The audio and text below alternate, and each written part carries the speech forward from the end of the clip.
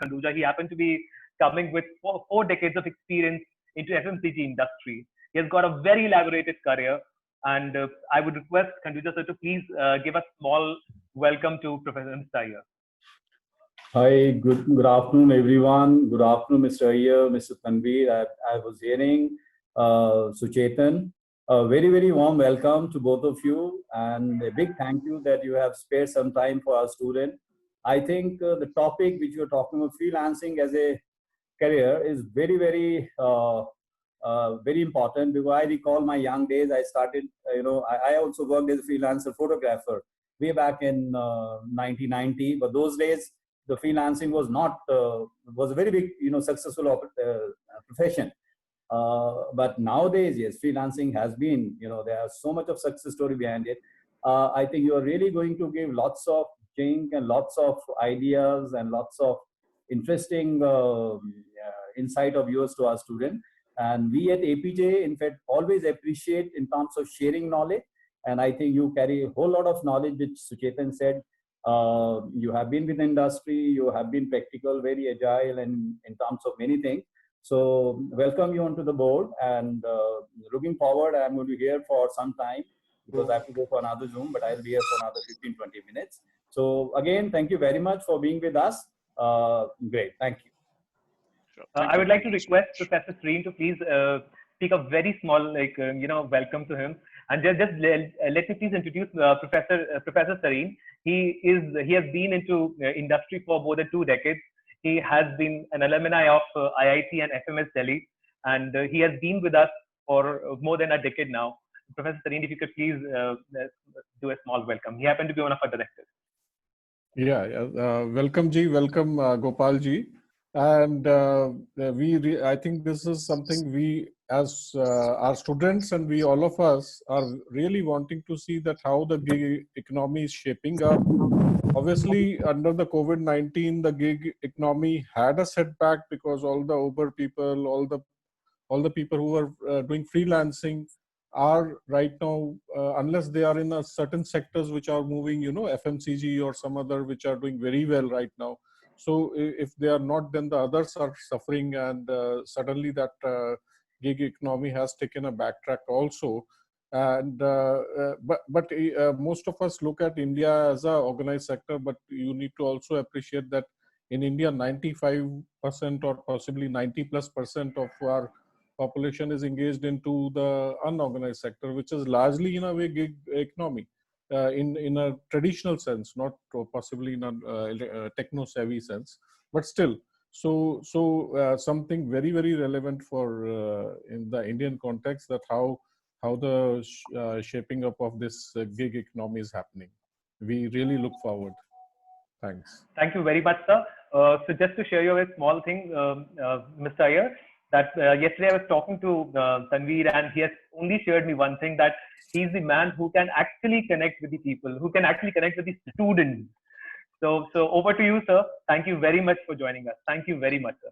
Sure. Thank you so much. Thank you so much for the opportunity, Suchetan. Thank you so much, Sareen sir and Kanduja sir.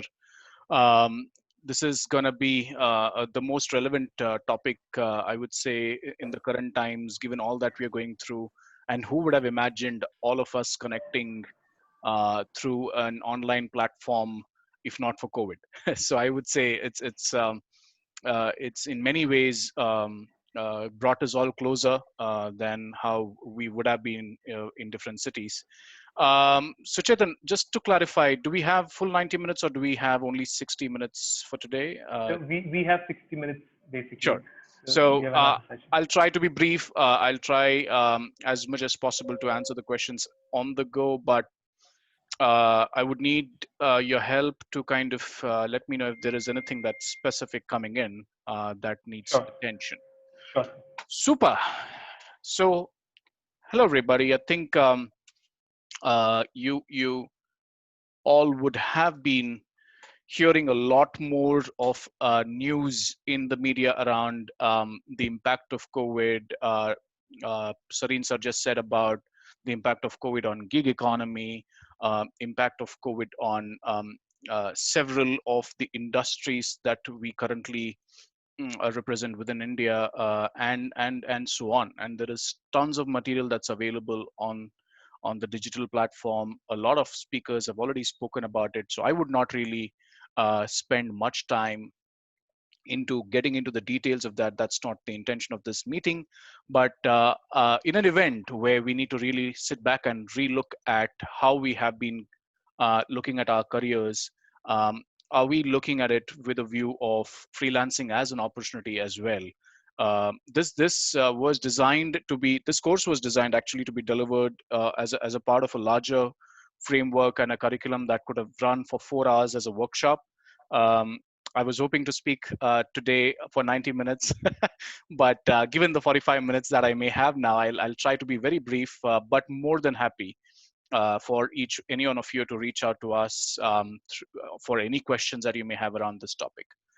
So without wasting much of time, I think none of what you would be seeing in specific is new, right? I mean, I think the future of work, or even the work today, is changing on account of the industrialization 4.0, and I'll talk you through a little bit of that just in a brief. The modern workforce, each one of you are part of the modern workforce that we all are going to be engaging with in some form or the other.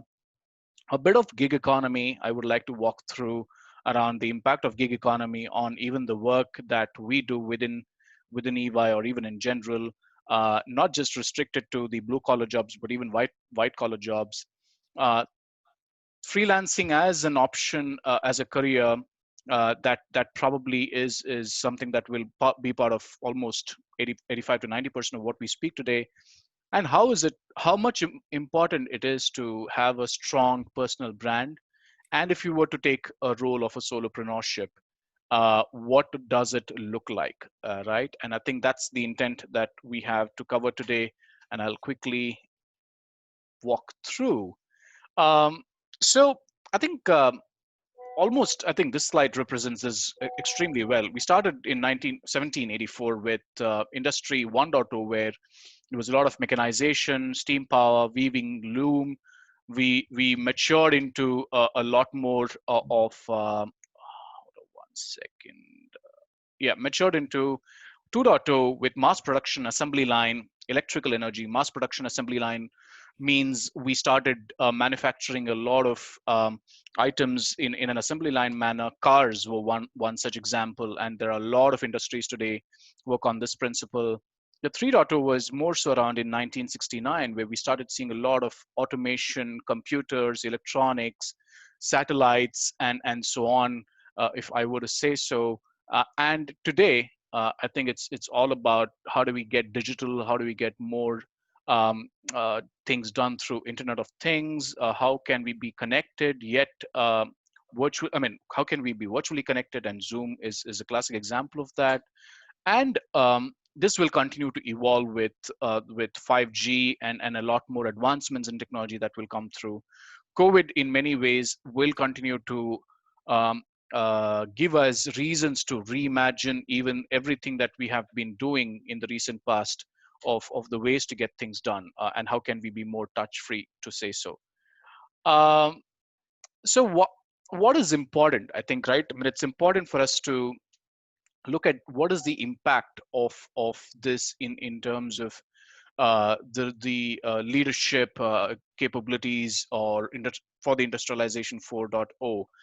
I think managing the integration of technology and in the workplace has been in the center of all of what we do. Our focus has been to enhance the employee experience. Our focus continues to be on building an agile workforce where we keep giving them personalized learning experience at the end of the day. We continue to look at establishing metrics for valuing human capital, which means anything and everything that you do, we continue to look at ways to uh,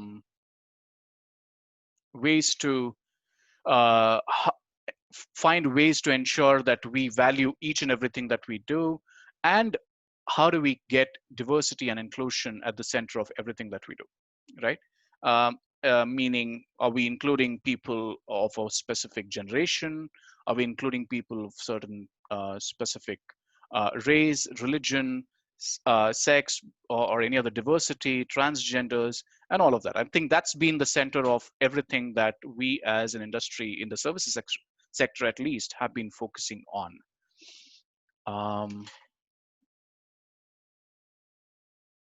A bit about modern workforce, right? If you look at what's happening in the last 5 to 10 years, uh, the modern workforce's expectations on flexibility is growing, and I think a lot of it is around one, the ways of working has changed. Technology advancements have enabled people to have access to laptops, network connections, fast high speed internet at home. um, the the the walls between work time and personal time have kind of become almost stretched, which makes it almost important for all organizations to think through about flexibility as one of the important factors.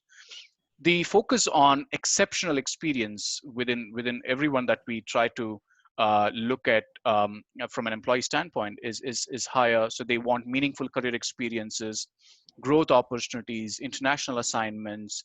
They would want more of internal job mobility, higher compensation, or better reward strategies, and so on.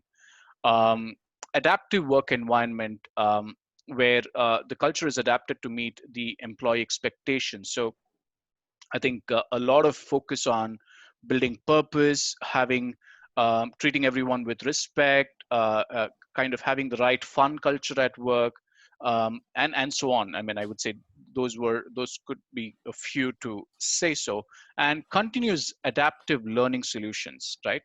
Gone are the days when um, we would have had uh, physical classroom trainings in the corporate setup. With a lot of digitization, learning is on the go. There are smarter apps today that allows people to get access to all the trainings, and we continue to focus on enhancing that experience for our team members as well. And of course, this is just also a theme that exists within the broader industry. Uh,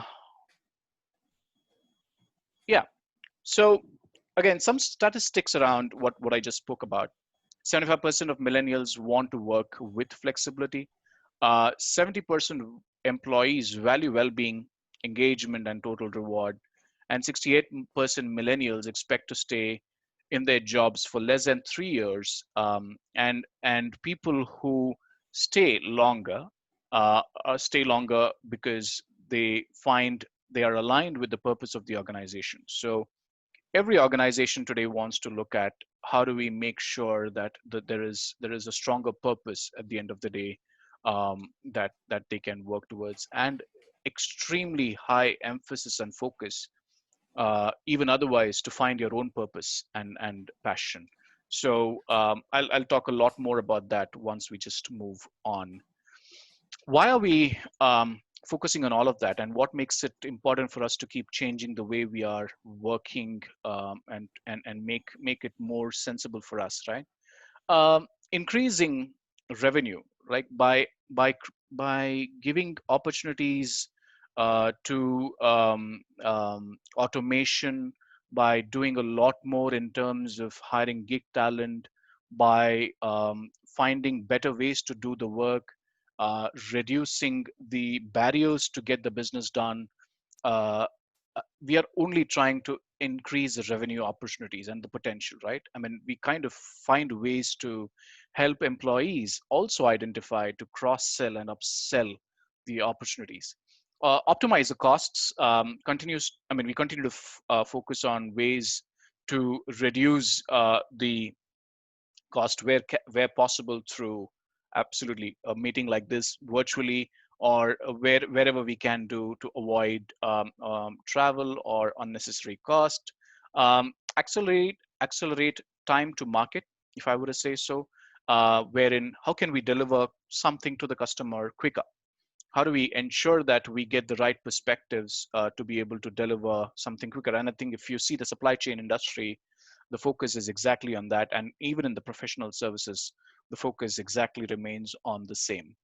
Uh, focus has been for a lot of industries on innovation, and it's just going to grow substantially higher with COVID, because we need creative solutions to the problems that we have on hand. We don't know where, I mean, we don't know what we don't know around when would the vaccine come, when would things settle down. But we need to continue to find ways to continue doing our businesses. How do we do that is something that we need to all think through by hiring gig talent. At the end of the day, even for EY, we continue to look at finding ways to get a different perspectives, find access to different communities of people, and get more into the idea of practicing and driving the innovation. Improving customer experience has been one of the key elements of this, where we continue to find ways to um, give the customer the information that they need in the same time, or possibly even now as we speak, right? I mean, I think, how do we get the information at the shortest possible time, right? And this all of this helps us strengthen the talent and talent recruitment and retention by allowing us to develop a brand of exceptional work environment, right? So just a bit of why organizations look at tapping into freelancers as such, is what we are trying to say. What are the 4 Ps of digital workforce, right? Productivity, which includes communication, collaboration, automation, analytics. Platform, which could be infrastructure and applications. Protection around security and compliance. Cybersecurity is going to be at the center of everything that happens today, tomorrow, and even for a few more years, unless we kind of look at better ways to do our business. And people, of course, who define the success at the end of the day for all that we do. The quality of people, the way they would, the perspectives that they bring into uh, determine the success of the digital workforce. So, with that said, a bit about gig economy, right? It's an economy where we try and tap into temporary positions, and we've seen that enormously happening around us, with be it Uber, be it Ola, be it Swiggy, Zomato, Big Basket, and all of that. All these are nothing but gig economy, right? How do we ensure that things get done in the quickest possible way, and we engage with this individual only for that particular, excuse me, that particular work and a transaction, which gives the individual the ability to balance of the time that he or she has, and to get the work done. Some examples, I already spoke about this, so I'm going to skip this slide in the interest of time. So who all are participating in the gig economy today? Mostly working full-time, 29% of men, 19% of women. 1 in 3 baby boomers work either full-time or part-time on gig, and almost a lot of millennials expect to stay in the job for less than 3 years, which means they could easily be one of the top beneficiaries of gig economy. And we already said that. I think we see the penetration of millennials almost. I mean, one of the statistics says a current demographic that we have in the industry and in the organizations that we work for, we have at least 5 generations of workforce in the workplace, right? So we would see a phenomenal integration of talent across different generations, and a lot of them also could be through gig economy. So why freelancing, or why gig economy? Um, Gives freedom and flexibility to the individual. So some of the gigs that you may see, let's take Ola as an example. You drive a certain number of hours in a day, or you make certain number of trips in a day. You're free to do whatever you want. Of course, there are people who do a lot more beyond even driving the Ola and Uber for that particular day. Likewise, in the professional services firm kind of construct, we find ways to engage with talent, um, either for full-time 6 months contract, or part-time need-based, output-based contract, and find ways how to give them the flexibility and the freedom to operate and work with us. you get to choose the clients, wherein you could work for an EVA, you could work for any other organization, you could continue to look at different options. You could do multiple at times, depending on the way the contract and construct of the contract is. You would have a healthier work life balance, I would say. You're not really tied to a particular location. So mostly in the past, if you're working in a camp, I mean, if you're in a campus and are getting placed, you may have had to relocate to a newer city. Um, with COVID, and I think a lot of this is going to continue to evolve and become a lot more pertinent to from a digitization standpoint, where people can work from wherever they are, as long as they have a good internet connection and a laptop. Um, this also allows you to have focus on health and wellness. This also allows you to decide your own income in terms of how do you kind of stretch yourself to earn more, or are you okay to have earned whatever, how much ever you could earn through this journey. Just a second. So, what are the basic skills we need as a freelancer? So innovation and creativity is the most important one. Time management, analytical and logical thinking, negotiation skills, networking. How do you learn quickly and unlearn to adapt to different roles? So if you're on a gig today, if you're going to be on another gig tomorrow, how do you learn, unlearn quickly? How do you have a strong communication skill where you're able to express, understand, negotiate timelines and deliverables? Uh, a bit of business acumen, business management skills as well is always good to have. So understanding of the industry that you're working for, understanding of the role that you're signing up for, organizational skills, wherein you're how organized are you, how are you able to navigate through the organization, how do you understand the culture very quickly, a bit of that, and how can you build your own brand, how can you work on creating your own marketing agenda through the experiences that you would gain through the gig, is are some of the traits and skills that we would want through a freelancer. I'm just trying to do a time check. Um, Freelancing. So the value proposition for you is autonomy, empowerment, financial stability, and work-life balance. And we already spoke about this, so I'll just leave a few seconds for people to look at this slide, and I'll move on. Um, Importance of craft and skills, right? If you look at 50 years ago, the kind of jobs that existed, the kind of things that used to get manufactured, there was a lot of craft that was involved, and it got reduced with a lot of automation that came through in the last 25, 30, 40 years.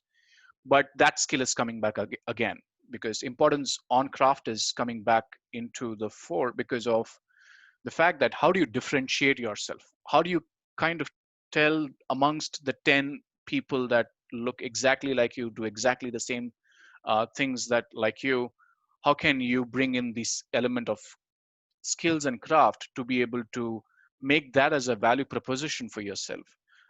That's extremely important. And things around how do you um, h- uh, create a value proposition out of it, how can you ensure that you are able to learn quickly, um, probably if you're working on a solutioning, how is your solution different than someone else's, and what are the skills that you are able to put to use with the knowledge that you have is what is going to be the at the center of everything that you do more on from now on, I would say. So how do you establish a successful freelancing career? So we understand why we are doing what we're doing. Now that if you have decided that you would want to be a freelancer, how do you start? Where do you start? Have a vision, right? Think about what is it that you want to do? What are you good at? What skills do you have? What skills do you need to have? So work on a bit of upskilling as well as you may want to look at. Decide on the structure of the business. You could be a solopreneur, you could be an entrepreneur, you could be a freelancer. Sarinsa said you could think about a photographer as a freelancing opportunity. but think about it, what that you do is more closer to at the end of the day who you are, and how could it help you take it forward and make a successful value proposition for the businesses that you would work for. So if you were to decide to come and work for us in EY, what is it that you would like to be known for? What is your skill? What are you bringing onto the table as your value? Put together marketing materials, and in the current context, it could be a good CV, not just one that reflects what your educational qualification is, but also some bit of what your skills have been, how you have put to use in the recent any of the seminars that you did, or any of the projects that you did in your college, and so on. Make a portfolio about all your achievements, if you could. Get customers in this context. It could be more of apply as many roles as you can. Look at where else you can take it, in terms of whether you would like to work with us, you would like to work in other domain, and so on. And have a fair understanding of how should it look like in terms of finances. Some of the organizations, like in EY, we have multiple models of engagement. You could either come to us on a fixed term contract as an salaried contract, or you could say, I'm setting this up as a business. You have a business entity, and you work with us on a consulting agreement model, where you come up and determine what your value proposition is, what your skills are, what is it that you're going to offer as services, and this is the price point that you have for those services, and kind of work around that entire ecosystem of how you would want to manage your finances. Key important thing is, how do you ensure that you seek referral from every potential client, and also look at getting testimonials of the work that you do, exactly same way as you would end up giving a star rating for an Uber driver, or any of the delivery agents that you would have given. I think that's the future of performance management of sorts. I'll quickly move on. Importance of personal branding, right? Why is it important? And I think we at times uh, often ignore the importance of this with a view that we think that, okay, by putting together a CV, it's just enough, or by just creating a profile on Facebook or LinkedIn or Insta, that's enough. Or we don't really think twice before you're putting something on social media around what content are we endorsing, right? Every like you make, be it anywhere on any platform, determines what your views on that particular topic are. All of that put together defines who you are as an individual, right? And it's extremely important. Like, if you think about a brand like Nike or Adidas, we like them for the value that they bring onto the table. We like them for the quality of the product that they make. Likewise, it's important for you to also think about you as an individual brand, and how do you then position that in any of the business ventures, or freelancing as an option, or even employees for that matter.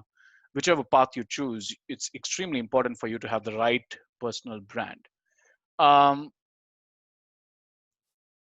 I just spoke about this. So what are some of the things that makes them memorable? I would have really had loved to have this more as an interactive question, but in the interest of time, I think I'll skip this and move on, and just touch about the elements that are important for your personal brand. So body language, your image, the communication skills, your credibility, the ability of you stating the right things on social media, and managing difficult such situations, be it at work, be it in person. What kind of story are you narrating at the end of the day with all the experiences that you've had? Are you narrating a positive side of learnings that you've had, or are you critiquing something in specific? A lot of times people ignore the importance of I just spoke about this around the importance of posting the right things on social media. We eventually end up liking something that we shouldn't have liked, but because our friend liked it, or we post something which is probably politically on the other side of the world, mind you, every individual looks at all of that when he or she is trying to give you a business or trying to hire you. So it's extremely important to kind of be neutral, and ensure that your brand doesn't take a compromise. So a bit on that piece as well. We had an exercise that we would have loved to give it to you guys, and we'll send that back to each one of you through Suchetan. So um,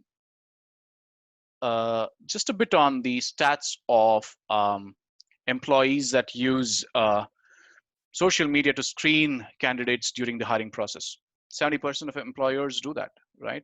43% employers today use social media to check on current employees. Like, we have a very strict social media policy that prohibits us to post anything that is politically incorrect, I would say, right? And I think around again, the elements of how we position ourselves is extremely important again. A bit on credibility. uh, Credibility is trust plus expertise, right? How do you build your trust? How do you bring the expertise onto the table? How do you ensure that both put together enhances your personal brand at the end of the day, so that I keep engaging with you, I keep coming back to you? A classic example is, again, in our daily uh, routine, we keep seeing Uber. So there's always a fight between Uber and Ola. We always go back to the brand that we would have had the best experience with. If we have had any bad experiences around frequent cancellations, driver not coming and picking up us for any various reasons, we typically tend not to go back to them and would rather prefer going to the one that has given us the good quality experience. Same holds good to each one of us as well. And in the gig world, in the freelancing world, credibility is of utmost importance, because I make my decision whether to engage with you or not to engage with you based on how credible you are in the market, right? And there are a lot of ways to track the credibility score, as similar to how I would find the rating of the Ola or an Uber driver. Uh, Important element is networking. How do we make sure that networking is uh, utmost important? Now we think about networking as, oh, I'm introvert, I'm shy, I don't think I networking is for me, or I don't know what to speak to this individual, or I don't know how many connections to how many LinkedIn connections should I have is enough. I mean, I would say it's important to stay connected. Number one, uh, more people know you, good it is for you, good it is for your business, good it is for you as an employee. Number one. Number two is, even if you're an introvert or a shy person, being digitally connected doesn't really need any extraordinary skills, as long as you have basic communication skills at the end of the day. By doing that, you stand a higher chance at the end of the day to get more visibility, be more eminent, than someone who is not well networked. And it's always going to work in your favor when you have a good network for yourself, right? And I'm sure you all have presence in all of these social media platforms like LinkedIn or Facebook for sure, Insta for sure as well, and a lot others. But find what is relevant for you to find your next business opportunity. Today, if I were to set up my own business, I would need a website of my own, which has links to Facebook page of mine, LinkedIn page of mine, blogger page of mine, Insta page of mine, etc., etc., etc. So I get connected visibility to stuff. I get businesses from each of these portals too, to kind of get more streams of revenues, right? So building a strong online presence is a utmost importance, right? 58% social screenings to look in for candidate qualifications. 50% want to ensure that candidate has a professional online persona. 34% want to see what other people are posting about the candidate. So recommendations are extremely important. 24% check social media to search for reasons not to hire someone. So just a bit on that for you to think through and ponder on. How are we doing on time? We have 20 more minutes, and I know there are questions coming in, but I'll just be quick. Bit on looking at ways to make your digital footprint stronger. So CVs are fine, CVs are always good, but how could you make yourself felt? I mean, be present in LinkedIn, Twitter, or any other mode or channel which is relevant for you and your business and you as a freelancer, right? Um, and that kind of sets the tone for us to talk a bit about solopreneur. Now, as an entrepreneur, I think you are then thinking about something as a service. So it could be you as a service or a product as a service, right? And you may or may not end up hiring people to work for you. But as a solopreneur, you're always absolutely light in terms of commitments, in terms of cost. So who is a solopreneur? Is a person who sets up and runs a business on their own, and kind of works on having an inherently entrepreneurial mindset, prefer single-handedly managing the business. As a freelancer, if you were to think about a career with organization like EY or any other organization for that matter, you would be one of a solopreneurs that we would be engaging with, right? So freelancer as could be a solopreneur, the maker of work, the agent could be a solopreneur, thought leader could be solopreneurs as well. And a bit on some of the examples that we've seen in the recent past of who all could find roles or what all career opportunities that you have in if you were to be a solopreneur. Some of these names are well known for a lot of us. Maybe some of these are new, but I think just an example of how you could be extremely successful even if you are a solopreneur or a freelancer, right? And how do you go about becoming one? So kind of these are some local India specific elements. Globally, it could differ based on where you are, but basically have a director identification number, digital signature certificate. You need to have an certificate of incorporation through the registration of companies. You need to have a company name. So think about a company name if you want to start one. A bit on the documentations of the company, the governance around Shops and Establishment Act, a bit on registering yourself as an SME, like having an Udyogadhar or a Udyog PAN. Register for GST if you're thinking that your income is going to be for more than up to 20 lakhs or more, and of course have a bank account which is not a personal one but a company bank account. A lot of initiatives on this have been undertaken by government of India under the startupindia.gov.in. Tons of material available in there. The government supports us enough and more to be able to set up our own business pretty quickly and easily. These days, someone was telling me that it takes about average of 2 weeks, excuse me, to get an Udyogadhar and all the other details put together. It takes about 2 to 3 weeks for me to set up a business of my own. Now that's if you were to start a business of a freelancing, which with an intent where you are going to be making whole money through there.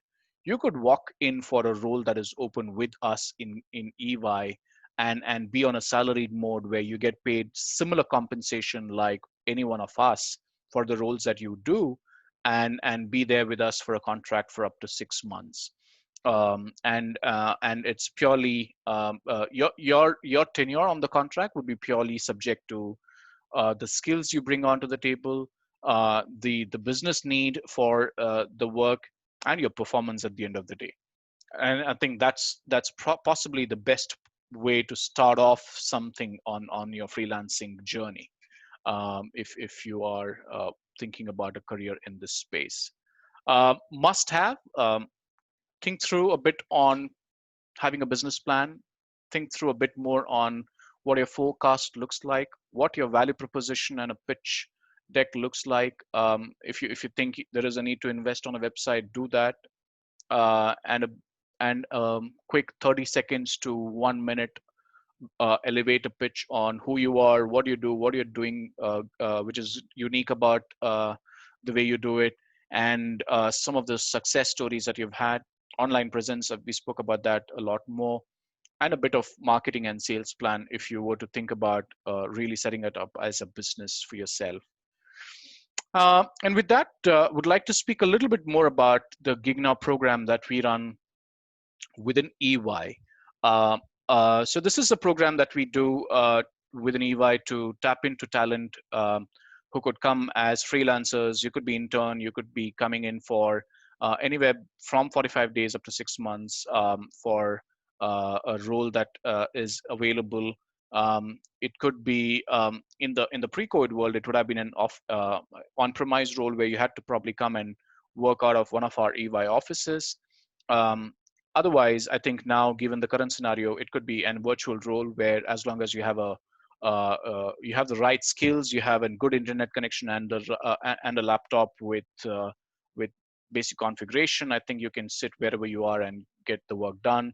All you need to do is have the right skills and a value proposition, which is by through CV, and we should probably be in touch with you to have a conversation to understand more about you and find a role that is right for you. So I would encourage each one of you to go and register on Gig Now. It's pretty simple if I were to really go in and register. And then if there is a role that matches your skills and background, we'll definitely be in touch with you. One of our team members would reach out to you. And why are we doing this? I think we're doing this for all the reasons that we just mentioned, but I think it helps you with the right roles. I mean, Gig Now is extremely important for us to for many reasons. As I said, it gives us the access to the talent pool with right skill sets, right attitude, bring in fresh perspective, get the work done pretty quickly.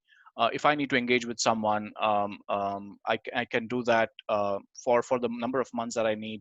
But more for you, I think, is getting access to a great experience, an exceptional EY experience, which also allows you to do different kind of work to start off with your career, and also understand a lot more about EY's culture, ability to learn different things, do related work in your role, and of course build your own financial stability through this program, right? Um, and I think I would say right now, I would say the best way to engage with us is to, as I said, register on gignow.com, a little bit more on the elements of the benefits that you may have at the end of the day by being with us on a Gig Now program. And it could just help you go to places that you probably did not imagine so far. Yeah, it's going to help you create the identity you want. It gives you the flexibility, a bit of extra income. We provide every individual with the compensation that is at par with people on that role. Even as a full-timer, we have insurance benefits. You continue to gain a lot through online courses, through Udemy or all other social platforms that we have partnership with. Do you continue to enhance your knowledge and even think about corporate social responsibilities as programs, and give back to the society as part of a lot of initiatives that we run. Mostly importantly, you're independent at the end of the day, and you could continue to look for various such opportunities gig after gig. So that's a bit of what we have. And DNI, diversity and inclusion, is at the heart of everything that we do. And you could, I mean, as part of this program, we reach out to talent across all age groups, across all diverse sectors, and even people with disabilities, neurodiverse talent. Um, our focus is only the skill. And whoever you are, I think if you have the skill, if you have the right attitude, I think, and if there is a role that we have for you, we will definitely be in touch. Just a bit on how you kind of create your profile. Just go to gignow.com. It's pretty easy for you to create a profile for yourself. and we'll look forward to have a lot of you onto the platform. Just a bit of the testimonials of a couple of our team members who had worked on multiple gigs with us. This individual in specific came in for a quick 45-day internship with us. So just a bit of that for you to look through. And this is the other one. So I think, yeah, I mean, I would say we look at tapping into gig talent with great passion. And we don't mean to differentiate gig workers or contractors any differently than I would look at an FTE. So for us, I mean, you're part of our team. We get to experience the best of you, and you get you get to experience the best of us. So we would love to hear more from you on this. So with that, I think that's the end of the presentation. I know there are a few questions that have come in. Let me just take a moment to look at them. Are zero-hour contracts and gig economy same? Not sure of that piece. I may have to look back and come back. I don't think so, though. It's more of how do you engage with a short-term assignment in many way. It could be for 45 days up to 6 months. Again, a lot of this is context to EY, but yeah, you may find a lot more differences and variances in other industries. Wonderful insight. In your opinion, do you think freelancers will have a streamlined space and corporate environment which will protect them from rapid suspension of contracts in unprecedented times? Chunk of contract workers being fired at the first sign of economic trouble. So my point on that, Shavik, would be that if you're empowered and if you think that you're running this freelancing stint as a freelancer at heart, it is just a matter of you moving from one freelancing role to another, right? As long as you know you're confident about the skills that you have, even if it is one organization today, another tomorrow, given the unprecedented times that we're currently going through, I don't think that affects you as much. We need to kind of elevate our thoughts to be able to say that I'm self-sufficient. I'm confident of who I am. I know what I'm doing and for who I do what I do. And I think as long as we have that clarity, I think no matter what crisis comes through, you will be the first one to benefit and move on and do much more better than anyone else. What is the impact of gig economy or freelancing on employee-employer relationship? Is it positive or negative? It's going to be positive, a lot more positive, and continue to evolve. Reason for that is it's I mean, as they say, right, you can't put all eggs in one basket, right? You can't always look at all roles being a full-time role. You need that diverse perspectives. You need the freelancer mindset. You need the creativity um, that you need to deliver a particular solution or a deliverable, which probably employees working in an organization for more than 5 to 10 years may not have. So an external perspective on a guidance always is helpful.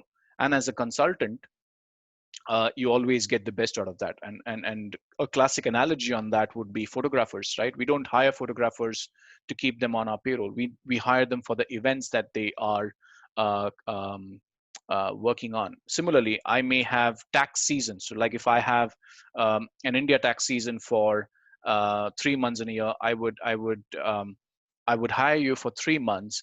But that doesn't mean post that 3 months, you could not do anything else. You could be a photographer for the rest of 9 months in a year, and you could still do tax filing returns at the end of the year for 3 months in a year. Or you could do anything for that matter, right? I mean, I think that gives you the flexibility to do a lot more beyond beyond what you are trained at in terms of getting your work done. How should person start blogging? Please advise, sir. Just start putting it down, putting your thoughts together. I mean, the best way to start blogging is to start blogging, and you just keep bettering yourself. Okay, you started, but no one has viewed my blog. try different platforms. Just don't be restricted on one. Speak about things that connects well with the audience. Seek feedback and keep bettering yourself is what I would say. Will a corpus of 45,000 crore help MSME recover from permanent damages done, or are we looking at future where MSMEs are going through require some kind of restructuring, maybe accelerated M&A? A lot of this is going to happen, Shavik. You will see a lot of these continue evolving. There's no right or wrong or this way or that way of looking at things. um, 45,000 crore may be too small a number, or maybe nothing at the end of the day to kind of even look at what damages we are going to uncover in the next few uh, months and a couple of years. But innovation, creativity, finding best solutions to the complex problem like this is going to be an focus area for all of us. And M&A, of course, will continue to happen. There will be a lot of distressed assets that will be up for sale, and a lot of organizations will be taken over with a view. It will continue to impact us in the near-term future, but in the longer run, it will be the right thing and the best thing to have happened. Is there any filtering on gig now? I'm not sure what I understand that question, so I would wait to get more clarity on that. What with push to gig economy in the time of millennials, what do you think about vulnerabilities, increasing jobs as the nature of millennials are volatile, over sticking at one thing? So does gig economy become um, I would say it's always good to keep uh, the keep the options open. If you continue to look at only one option of starting your career and being there forever, or starting a business and doing the same thing forever, or doing anything for that matter, which is permanent. COVID has taught us one thing, that there is nothing that is permanent, right? Be aware of things that are happening around you. Be open to learn more, and I think all of you in this in the audience today have one huge dividend, which is your age. And you can continue to learn more, continue to look at what are ways you can upskill yourself, what are ways you can engage with, maybe, I mean, today you're with EY with us for a particular job for 6 months. Tomorrow you could be doing something totally different. And we've had a lot of, in my own team, there are a lot of people who come with very diverse experience, nothing to do with the role that they're currently doing, but they have been able to perform a lot better. Government rules and regulations will continue to evolve. It could be in the favor of both full-time and part-time players, but yeah, I mean, that's something that will be there even if you like it or not. And I think we need to work around it at some point of time. Platforms used for blogging, plenty, right? I think Blogspot could be one, LinkedIn is another, and a lot more. I think just about Google it and you'll get to know a lot more. I think that's the questions that I had. Let me take a look at what all I have in the chat. I don't see anything. So that's pretty much what I had. All right, sir. Thank you very much. Indeed, you must have already seen that the session was basically from heart to heart. Since youth is something which actually is very quite close, which actually is quite close to your heart, and they have actually connected with all of you.